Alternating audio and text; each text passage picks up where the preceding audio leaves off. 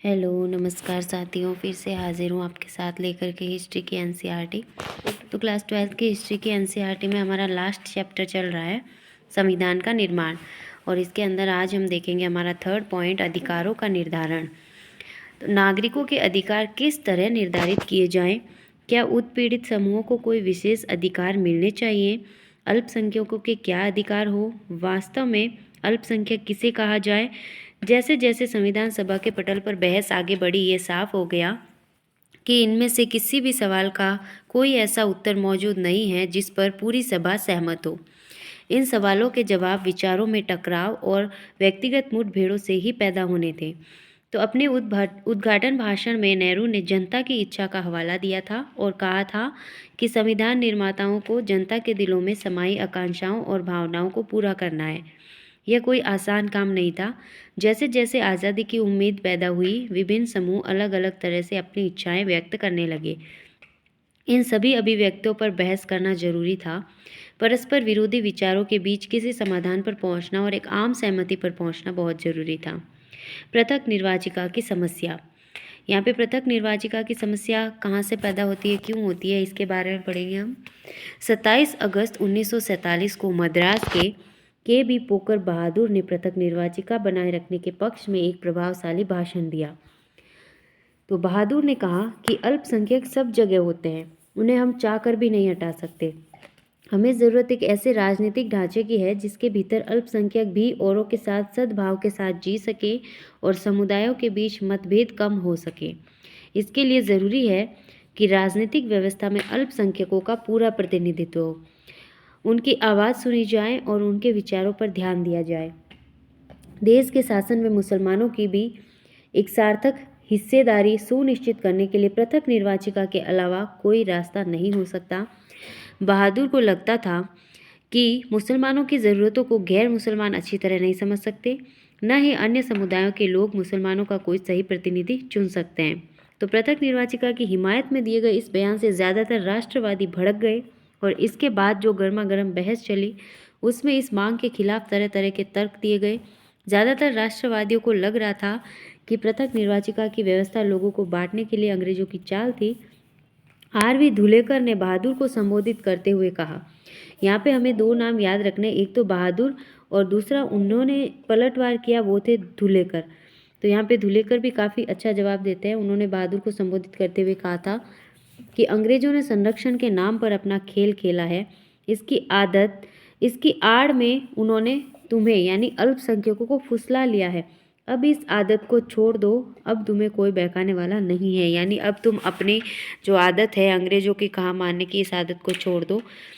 विभाजन के कारण तो राष्ट्रवादी नेता पृथक निर्वाचिका के प्रस्ताव पर और भड़कने लगे थे। उन्हें निरंतर गृह युद्ध, दंगों और हिंसा की आशंका दिखाई देती थी। सरदार पटेल ने कहा था कि पृथक निर्वाचिका एक ऐसा विष है जो हमारे देश की पूरी राजनीति में समा चुका है। उनकी राय में यह एक ऐसी मांग थी जिसने एक समुदाय को दूसरे समुदाय से भिड़ा दिया, राष्ट्र के टुकड़े कर दिए, रक्तपात को जन्म दिया और देश के विभाजन का कारण बनी। पटेल ने कहा, क्या तुम इस देश में शांति चाहते हो? अगर चाहते हो तो इसे फौरन छोड़ दो, यानी पृथक निर्वाचिका को फौरन छोड़ दो। यहाँ पे हमें एक चित्र दिखाई दे रहा है।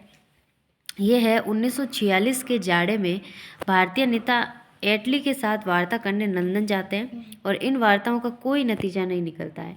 बाएं से दाएं हम देखेंगे, लेफ्ट में लियाकत अली, मोहम्मद अली जिन्ना और बलदेव सिंह और पैट्रिक लॉरेंस। ये देखिए, ये मोहम्मद अली जिन्ना बीच में, इनके पास में है ये लियाकत अली, हाँ लियाकत अली ही है, और इनके पास में खड़ा है सबसे राइट में पैट्रिक लॉरेंस, जो कि क्रिप्स मिशन के अंदर भी आते हैं और कैबिनेट मिशन में भी आते हैं।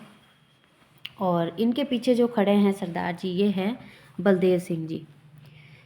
तो यहाँ पे हम देखते हैं कि अंग्रेज़ तो चले गए मगर जाते जाते शरारत का बीज बो गए। ये किस भाषण का शीर्षक है? ये जो वल्लभ भाई पटेल कहते हैं संविधान सभा में, उसका ये शीर्षक है। यह दोहराने का कोई मतलब नहीं है कि हम पृथक निर्वाचिका की मांग इसलिए कर रहे हैं क्योंकि हमारे लिए यही अच्छा है। यह बात हम बहुत समय से सुन रहे हैं, हम सालों से यह सुन रहे हैं और इसी आंदोलन के कारण हम एक विभाजित राष्ट्र हैं। क्या आप मुझे एक भी स्वतंत्र देश दिखा सकते हैं जहाँ पृथक निर्वाचिका हो? अगर आप मुझे दिखा दें तो मैं आपकी बात मान लूँगा, लेकिन अगर इस अभागे देश में विभाजन के बाद भी अगर पृथक निर्वाचिका की व्यवस्था बनाए रखी गई तो यहाँ जीने का कोई मतलब ही नहीं होगा। इसलिए मैं कहता हूँ कि यह सिर्फ मेरे भले की बात नहीं है, बल्कि आपका भला भी इसी में है कि हम अतीत को भूल जाएं। एक दिन हम एकजुट हो सकते हैं।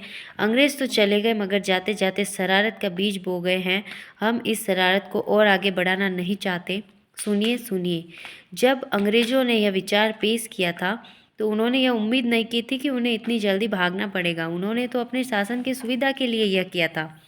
खैर कोई बात नहीं, मगर अब वे अपनी विरासत पीछे छोड़ गए हैं और हम इससे बाहर निकलेंगे या नहीं? तो यहाँ पे काफ़ी अच्छा भाषण पटेल देते हैं। इसके बाद आगे देखते हैं हम। पृथक निर्वाचकों की मांग का जवाब देते हुए गोविंद वल्लभ पंत ने भी ऐलान किया था कि यह प्रस्ताव न केवल राष्ट्र के लिए बल्कि अल्पसंख्यकों के लिए भी खतरनाक है। वह बहादुर के इस विचार से सहमत थे कि किसी लोकतंत्र की सफलता इस बात पर निर्भर करती है कि समाज के विभिन्न तबकों में यह कितना आत्मविश्वास पैदा कर पाती हैं।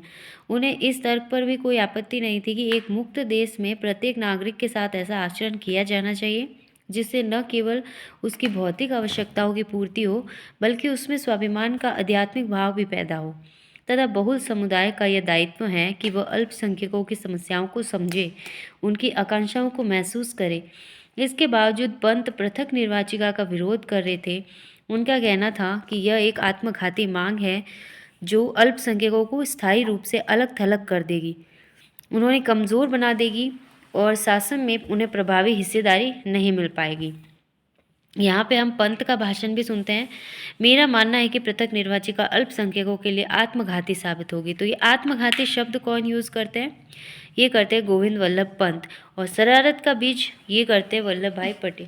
तो कई बार हमें कोटेशन भी पूछ लिए जाते हैं, ऐसा किसने कहा था संविधान सभा की बहस में। तो इनके जो ये प्रभावी विचार हैं ये भी हमें याद रखने। और ये सभी भाषण होते हैं 27 अगस्त के दिन ही। 27 अगस्त 1947 को जब संविधान सभा की बहस में गोविंद वल्लभ पंत जी ने कहा था कि मेरा मानना है कि पृथक निर्वाचिका अल्पसंख्यकों के लिए आत्मघाती साबित होगी और उन्हें भारी नुकसान पहुंचाएगी। अगर उन्हें हमेशा के लिए अलग थलग कर दिया गया तो वे कभी भी खुद को बहुसंख्यकों में रूपांतरित नहीं कर पाएंगे। निराशा का भाव शुरू से उन्हें अपंग बना देगा। आप क्या चाहते हैं और हमारा अंतिम उद्देश्य क्या है? क्या अल्पसंख्यक हमेशा अल्पसंख्यकों के रूप में ही रहना चाहते हैं, या वे भी एक दिन एक महान राष्ट्र का अभिन्न अंग बनने और उसकी नियति को निर्धारित व नियंत्रित करने का सपना देखते हैं? मेरा विचार है कि अगर उन्हें शेष समुदाय से अलग रखा जाता है तो ऐसे हवाबंद कमरे में काट कर रखा जाता है जहां उन्हें हवा पानी के लिए भी औरों पर निर्भर रहना पड़ेगा, तो यह उनके लिए भयानक रूप से खतरनाक होगा।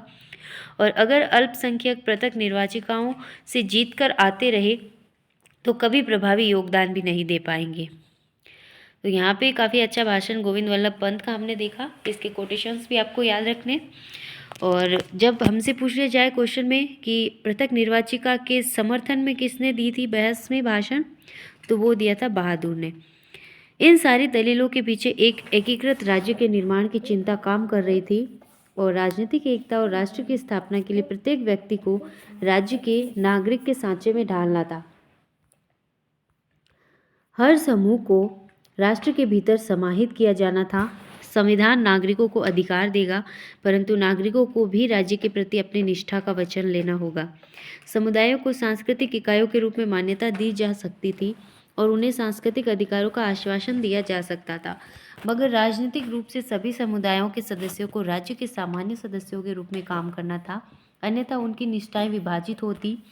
पंत ने कहा, हमारे भीतर यह आत्मघाती और अपमानजनक आदत बनी हुई है और हम कभी नागरिक के रूप में नहीं सोचते बल्कि समुदाय के रूप में ही सोच पाते हैं। हमें याद रखना चाहिए कि महत्व केवल नागरिक का होता है। सामाजिक पिरामिड का आधार भी और उसकी चोटी भी नागरिक ही होता है। जब सामुदायिक अधिकारों का महत्व रेखांकित किया जा रहा था उस समय भी बहुत सारे राष्ट्रवादियों में यह भय सिर उठाने लगा था कि इससे निष्ठाएं खंडित होगी और एक शक्तिशाली राष्ट्र व शक्तिशाली राज्य की स्थापना नहीं हो पाएगी। तो सारे मुसलमान भी पृथक निर्वाचिका की मांग के समर्थन में नहीं थे। उदाहरण के लिए बेगम एजाज रसूल को लगता था कि पृथक निर्वाचिका आत्मघाती साबित होगी क्योंकि इससे अल्पसंख्यक बहुसंख्यकों से कट जाएंगे और 1949 तक तो संविधान सभा के ज़्यादातर सदस्य इस बात पर सहमत हो गए थे कि पृथक निर्वाचिका का प्रस्ताव अल्पसंख्यकों के हितों के खिलाफ जाता है। इसकी बजाय मुसलमानों को लोकतांत्रिक प्रक्रिया में सक्रिय भूमिका निभानी चाहिए ताकि राजनीतिक व्यवस्था में उनको एक निर्णायक आवाज़ मिल सके। तो यहाँ पे जो बेगम एजाज रसूल है वो भी अल्पसंख्यकों की पृथक निर्वाचिका के खिलाफ थी, उनके समर्थन में नहीं थी। और यहाँ पे हम देखते हैं एक और, खंडित निष्ठा के लिए कोई जगह नहीं। ये भी भाषण जो है गोविंद वल्लभ पंत ने ही कहा था कि निष्ठावान नागरिक बनने के लिए लोगों को समुदाय और खुद के बीच में रखकर सोचने की आदत डालनी होगी। लोकतंत्र की सफलता के लिए व्यक्ति को आत्म अनुशासन की कला का प्रशिक्षण लेना होगा। लोकतंत्र में व्यक्ति को अपने लिए कम तथा औरों के लिए ज़्यादा फिक्र करनी चाहिए। यहाँ खंडित निष्ठा के लिए कोई जगह नहीं है। सारी निष्ठाएं केवल राज्य पर केंद्रित होनी चाहिए। यदि किसी लोकतंत्र में आप प्रतिस्पर्धी निष्ठाएं रख देते हैं या ऐसी व्यवस्था खड़ी कर देते हैं जिसमें कोई व्यक्ति या समूह अपने अपव्यय पर अंकुश लगाने की बजाय बृहत्तर या अन्य हितों का जरा भी परवाह नहीं करता, तो ऐसे लोकतंत्र का डूबना निश्चित है। तो यहाँ पे हमने काफ़ी अच्छा पंत का भाषण देखा और यहाँ पे हम नेक्स्ट पॉइंट हमारा देखने जा रहे हैं कि केवल इस प्रस्ताव से काम नहीं चलने वाला है। इस पॉइंट को हम खोल के देखेंगे कि ऐसा किसने कहा और क्यों कहा। उद्देश्य प्रस्ताव का स्वागत करते हुए किसान आंदोलन के नेता और समाजवादी विचारों वाले NG रंगा ने यह ऐसा कहा था। उन्होंने आह्वान किया कि अल्पसंख्यक शब्द की व्याख्या आर्थिक स्तर पर की जानी चाहिए। रंगा की नज़र में असली अल्पसंख्यक गरीब और दबे कुचले लोग थे। उन्होंने इस बात का स्वागत किया कि संविधान में प्रत्येक व्यक्ति को कानूनी अधिकार दिए जा रहे हैं, मगर उन्होंने इसकी सीमाओं को भी चिन्हित किया। उन्होंने कहा कि जब तक संविधान सम्मत अधिकारों को लागू करने का प्रभावी इंतजाम नहीं किया जाएगा, तब तक गरीबों के लिए इस बात का कोई मतलब नहीं है कि अब उनके पास जीने का पूर्ण रोजगार का अधिकार आ गया है, या अब वे सभा कर सकते हैं, सम्मेलन कर सकते हैं, संगठन बना सकते हैं और उनके पास अन्य नागरिक स्वतंत्रताएं हैं। यह जरूरी था कि ऐसी परिस्थितियां बनाई जाएं जहां संविधान द्वारा दिए गए अधिकारों का जनता प्रभावी ढंग से प्रयोग कर सके। रंगा ने कहा था कि उन्हें सहारों की ज़रूरत है, उन्हें एक सीढ़ी चाहिए। तो यहाँ पे हम रंगा का भी एक भाषण पढ़ते हैं जो है, जी नहीं, असली अल्पसंख्यक इस देश की जनता है। यानी वो जो अपना भाषण देते हैं सबसे अलग ये पाकिस्तानी या फिर मुसलमानों को नहीं बल्कि देश की जनता, गरीब जनता को ही अल्पसंख्यक बता रहे हैं। तो जवाहरलाल नेहरू द्वारा प्रस्तुत किए गए उद्देश्य प्रस्ताव का स्वागत करते हुए NG रंगा ने जो भाषण दिया वो हम यहाँ पे देखेंगे।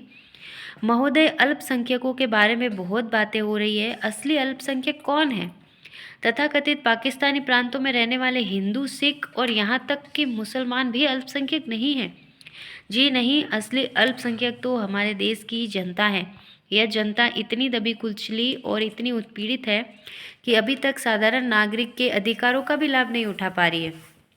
स्थिति क्या है? आप आदिवासी इलाकों में जाइए, उनके अपने कानूनों, उनके जनजातीय कानूनों, उनकी ज़मीनों को उनसे नहीं छीना जा सकता, लेकिन हमारे व्यापारी वहां जाते हैं और तथाकथित मुक्त बाजार के नाम पर उनकी ज़मीन छीन लेते हैं। भले ही कानून ज़मीन की इस बेदखली के खिलाफ हो, व्यापारी इन आदिवासियों को तरह तरह के बंधनों में जकड़कर गुलाम बना लेते हैं और पीढ़ी दर पीढ़ी दास्ता के नर्क में ढकेल देते हैं। आइए अब आम गांव वालों को देख लेते हैं। वहाँ सूदखोर पैसा लेकर जाता है और गांव वालों को अपनी जेब में डाल लेता है। वहाँ जमींदार हैं और मालगुजार व अन्य लोग हैं जो इन गरीब देहातियों का शोषण करते हैं। इन लोगों में मूलभूत शिक्षा तक नहीं है। असली अल्पसंख्यक यही लोग हैं जिन्हें सुरक्षा और सुरक्षा का आश्वासन मिलना चाहिए। उन्होंने आवश्यक सुरक्षा प्रदान करने के लिए केवल इस प्रस्ताव से काम चलने वाला नहीं है। तो यहाँ पे रंगा भी काफ़ी अच्छा भाषण देते, काफ़ी अच्छे विचार हैं उनके कि असली जो अल्पसंख्यक है वो हमारे देश की गरीब जनता है, देहाती जनता है, जिन्हें संविधान से कोई लेना देना नहीं है। कानून उन पे लागू ही नहीं हो रहा है क्योंकि उन्हें पता ही नहीं है कि कानून क्या है, कानून का फ़ायदा कैसे उठाना है। वो आम नागरिकों वाला भी फ़ायदा नहीं उठा पा रहे हैं और जो धनी लोग हैं, सूदखोर हैं, व्यापारी हैं, वो उनको लूटते जा रहे हैं, उनका शोषण करते जा रहे हैं। रंगा ने आम जनता और संविधान सभा में उसके प्रतिनिधित्व का दावा करने वाले के बीच मौजूद विशाल खाई की ओर भी ध्यान आकर्षित किया। उन्होंने पूछा कि हम किसका प्रतिनिधित्व कर रहे हैं? अपने देश की आम जनता का। और इसके बावजूद हम में से ज़्यादातर लोग उस जनता का हिस्सा ही नहीं है। हम उनके हैं, उनके लिए काम करना चाहते हैं, लेकिन जनता खुद संविधान सभा तक नहीं पहुंच पा रही है। इसमें कुछ समय लग सकता है, तब तक हम यहाँ उनके ट्रस्टी हैं, उनके हिमायती हैं और उनके पक्ष में आवाज़ उठाने का भरसक प्रयास कर रहे हैं। तो यहाँ पे रंगा ने आदिवासियों को भी ऐसे ही समूहों में गिनाया और इस समूह के प्रतिनिधियों में जयपाल सिंह जैसे जबरदस्त वक्ता भी शामिल थे। उद्देश्य प्रस्ताव का स्वागत करते हुए जयपाल सिंह ने कहा, यहाँ पे एक अच्छा सा भाषण हम जयपाल सिंह जी का भी देख लेते हैं। एक आदिवासी होने के नाते, यानी वो खुद आदिवासी थे, तो वो उनके बारे में क्या कहते हैं कि एक आदिवासी होने के नाते मुझसे ये उम्मीद नहीं की जाती कि मैं इस प्रस्ताव की पेचीदगियों को समझता होऊंगा, लेकिन मेरा सहज विवेक कहता है कि हम में से हर एक व्यक्ति को मुक्ति के उस मार्ग पर चलना चाहिए और मिलकर लड़ना चाहिए। महोदय, अगर भारतीय जनता में ऐसा कोई समूह है जिसके साथ सही व्यवहार नहीं किया गया है तो वो मेरा समूह है। मेरे लोगों को पिछले 6000 साल से अपमानित किया जा रहा है, उपेक्षित किया जा रहा है। मेरे समाज का पूरा इतिहास भारत के गैर मूल निवासियों के हाथों लगातार शोषण और छीना झपटी का इतिहास रहा है, जिसके बीच में जब तब विद्रोह और अव्यवस्था भी फैली है। इसके बावजूद मैं पंडित जवाहरलाल नेहरू के शब्दों पर विश्वास करता हूँ। मैं आप सबके इस संकल्प का विश्वास करता हूँ कि अब हम एक नया अध्याय रचने जा रहे हैं, स्वतंत्र भारत का एक ऐसा अध्याय जहाँ सबके पास अवसरों की समानता होगी, जहाँ किसी की उपेक्षा नहीं होगी। जय सिंह ने आदिवासियों की सुरक्षा तथा उन्हें आम आबादी के स्तर पर लाने के लिए जरूरी परिस्थितियां रचने की आवश्यकता पर सुंदर वक्तव्य दिया। उन्होंने कहा कि आदिवासी कबीले संख्या की दृष्टि से अल्पसंख्यक नहीं हैं, लेकिन उन्हें संरक्षण की आवश्यकता है। उन्हें वहां से बेदखल कर दिया गया जहां वे रहते थे। उन्हें उनके जंगलों और चारागाहों से वंचित कर दिया गया। उन्हें नए घरों की तलाश में भागने के लिए मजबूर कर दिया गया। उन्हें आदिम और पिछड़ा मानते हुए शेष समाज उन्हें हिराकत की नज़र से देखता है। जयपाल ने आदिवासियों और शेष समाज के बीच मौजूद भावनात्मक और भौतिक फासले को ख़त्म करने के लिए बड़ा जज्बाती बयान दिया। हमारा कहना है कि आपको हमारे साथ घुलना मिलना चाहिए। हम आपके साथ मेलजोल चाहते हैं। जयपाल सिंह पृथक निर्वाचिका के हक में नहीं थे, लेकिन उनको भी यह लगता था कि विधायिका में आदिवासियों को प्रतिनिधित्व प्रदान करने के सीटों के आरक्षण की व्यवस्था जरूरी है। तो उन्होंने कहा कि इस तरह औरों को आदिवासियों की आवाज़ सुनने और उनके पास आने के लिए मजबूर किया जा सकेगा। और इसी तरह जो अंबेडकर का भाषण है कि हमें हजारों साल तक दबाया गया, ये भी कुछ इसी तरह का भाषण है। इससे पहले हम देख लेते हैं यहाँ पे हमें दिया गया संविधान सभा में महिला सदस्यों की संख्या सूची। यहाँ पे सभा की स्त्री सदस्य और वो कहाँ से आती है, उनका सभा क्षेत्र और किस तारीख को वो हस्ताक्षर करती है संविधान सभा में, वो यहाँ पे हमें एक लिस्ट दी गई है। काफ़ी इम्पोर्टेंट लिस्ट है ये। तो संविधान सभा में जो टोटल महिलाएं हैं वो है 15 महिलाएं। और इसके अंदर अम्मू स्वामीनाथन जो मद्रास से आती है 9 दिसंबर को साइन करती है। दक्षिणी वेलायुधन ये भी 9 दिसंबर को मद्रास से। बेगम एजाज रसूल जिनके बारे में अभी हमने पढ़ा, ये 14 जुलाई 1947 को संयुक्त प्रांत से आती है, ये मुस्लिम प्रांत से। दुर्गाबाई देशमुख ये भी मद्रास से आती है 9 दिसंबर को। हंसा जीवराज मेहता ये भी 9 दिसंबर के साइन करती है और मुंबई से आती है ये। कमला चौधरी ये भी 9 दिसंबर को। ऑलमोस्ट हमें यहाँ पे 9 दिसंबर ही दिख रहे हैं ज़्यादातर। जो बेगम है, बेगम एजाज रसूल और रेणुका रे, इन दोनों के हमें 14 जुलाई 1947 को दिखती है भागीदारी। बेगम जो है वो संयुक्त प्रांत से और रेणुका रे पश्चिम बंगाल से आती है। इसके अलावा मोस्टली 9 दिसंबर है। यहाँ पे कमला चौधरी संयुक्त प्रांत से, लीला रॉय भी पश्चिम बंगाल से, मालती चौधरी उड़ीसा से, पूर्णिमा बनर्जी भी संयुक्त प्रांत से, राजकुमारी अमृत कौर जो है केंद्रीय प्रांत और बरार से आती हैं और ये 21 दिसंबर को भाग लेती है 9 दिसंबर के बाद। और रेणुका रे को हमने देख ही लिया। सरोजनी नायडू जी बिहार से आती हैं 9 दिसंबर को। सुचेता कृपलानी जी ये भी 9 दिसंबर को संयुक्त प्रांत से आती है। विजय लक्ष्मी पंडित भी संयुक्त प्रांत से 17 दिसंबर को। और सबसे जो इम्पोर्टेंट है एनी मस्करीन, ये ट्रावनकोर और कोचिन संघ से आती है 29 दिसंबर 1948 को। सबसे लास्ट की डेट हमें यहाँ पे यही दिखाई देती है। इस सारणी को आप बार बार रिवाइज करेंगे तो आपको संविधान सभा की जो महिलाएं हैं, स्त्रियां हैं, वो और वो कहाँ से आती, किस क्षेत्र आती है, ये इंपॉर्टेंट चीज़ें आपको यहाँ पे याद हो जाएगी। फिर देखते हैं हम अपना अगला भाषण। हमें हजारों साल तक दबाया गया है, ये किसने कहा था। संविधान सभा में दमित जातियों के अधिकारों को किस तरह परिभाषित किया जाए। राष्ट्रीय आंदोलनों के दौरान अंबेडकर ने दमित जातियों के लिए पृथक निर्वाचिका की मांग की थी, जिसका महात्मा गांधी ने यह कहते हुए विरोध किया था कि ऐसा करने से ये समुदाय स्थायी रूप से शेष समाज से कट जाएंगे। संविधान सभा इस विवाद को कैसे हल कर सकती थी। दमित जातियों को किस तरह की सुरक्षा दी जा सकती थी। दमित जातियों के कुछ सदस्यों का आग्रह था कि अस्पृश्यों यानी अछूतों की समस्या को केवल संरक्षण और बचाव के जरिए हल नहीं किया जा सकता। उनकी अपंगता के पीछे जाति विभाजित समाज के सामाजिक कायदे कानूनों और नैतिक मूल्य मान्यताओं का हाथ है। सामाजिक तौर पर समाज ने उनकी सेवाओं और श्रम का इस्तेमाल किया है, परंतु उन्हें सामाजिक तौर पर खुद से दूर रखा है। अन्य जातियों के लोग उनके साथ घुलने मिलने से कतराते हैं, उनके साथ खाना नहीं खाते हैं और उन्हें मंदिरों में नहीं जाने दिया जाता है। मद्रास के सदस्य जे नागप्पा ने कहा था कि हम सदा कष्ट उठाते रहे हैं और अब और कष्ट उठाने को तैयार नहीं हैं। हमें अपनी जिम्मेदारियों का एहसास हो गया है, हमें मालूम है कि अपनी बात कैसे मनवानी है। नागप्पा ने कहा था कि संख्या की दृष्टि से हरिजन अल्पसंख्यक नहीं है, यानी संख्या उनकी कम नहीं है। आबादी में उनका हिस्सा 20 से 25% है। उनकी पीड़ा का कारण यह है कि उन्हें बाकायदा समाज और राजनीति के हाशिए पर रखा गया है। उसका कारण उनकी संख्यात्मक महत्वहीनता नहीं है। उनके पास न तो शिक्षा तक पहुंच थी, न ही शासन में हिस्सेदारी।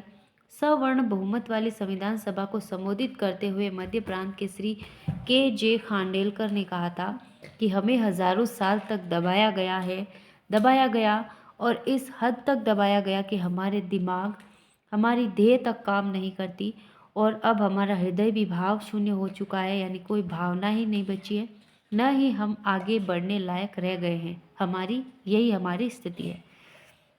बंटवारे की हिंसा के बाद अंबेडकर तक ने पृथक निर्वाचिका की मांग छोड़ दी थी, क्योंकि अब उन्हें समझ आ गया था कि पृथक निर्वाचिका किसी देश का भला नहीं कर सकती। तो संविधान सभा ने अंततः यह सुझाव दिया कि अस्पृश्यता का ही उन्मूलन कर दिया जाए, हिंदू मंदिरों को सभी जातियों के लिए खोल दिए जाए और निचली जातियों को विधायिकाओं और सरकारी नौकरियों में आरक्षण दिए जाए। बहुत सारे लोगों का यह मानना था कि इससे भी सारी समस्या हल नहीं हो पाएगी। सामाजिक भेदभाव को केवल संवैधानिक कानून पारित करके खत्म नहीं किया जा सकता, समाज की सोच में बदलाव लाना होगा। परंतु लोकतांत्रिक जनता ने इन प्रावधानों का स्वागत किया। यहाँ पे हम देखते हैं, हम अपनी सामाजिक अक्षमताओं को हटाना चाहते हैं, ये कहती है मद्रास की दाक्षायणी वेलायुधान। हमें सब तरह की सुरक्षा नहीं चाहिए, हम देश के कमज़ोरों को नैतिक सुरक्षा का आवरण चाहिए। मैं यह नहीं मान सकती कि 7 करोड़ हरिजनों को अल्पसंख्यक माना जा सकता है। जो हम चाहते हैं वो यह है हमारी सामाजिक अपंगताओं का फौरन खात्मा। यानी ये लोग ये नहीं चाहते थे कि हम लोग कम हैं, या ये चाहते थे कि जो समाज के अंदर इनके अधिकार हैं, जो इन्हें अपंग बना दिया गया है, उन्हें फ़ौरन ख़त्म किया जाए। हमने विशेषाधिकार कभी नहीं मांगे। बम्बई की हंसा मेहता यहाँ पे कहती है, उन्होंने महिलाओं के लिए न्याय की मांग की, आरक्षित सीटों की नहीं, न ही पृथक चुनाव क्षेत्र की। हमने विशेषाधिकार कभी नहीं मांगे, हमने सामाजिक न्याय, आर्थिक न्याय और राजनीतिक न्याय की मांग की है। हमने उस बराबरी की मांग की है जिसके बिना पारस्परिक आदर और समझ नहीं बन सकते, जिसके बिना पुरुष और महिला के बीच वास्तविक सहयोग संभव नहीं है। तो यहाँ पे महिलाओं के भी काफ़ी अच्छे विचार यहाँ पे देखने को मिलते हैं हमें। और इसके बाद यहाँ पे हमारा ये पॉइंट कंप्लीट होता है। फिर आता है हमारा नेक्स्ट पॉइंट, राज्य की शक्तियाँ।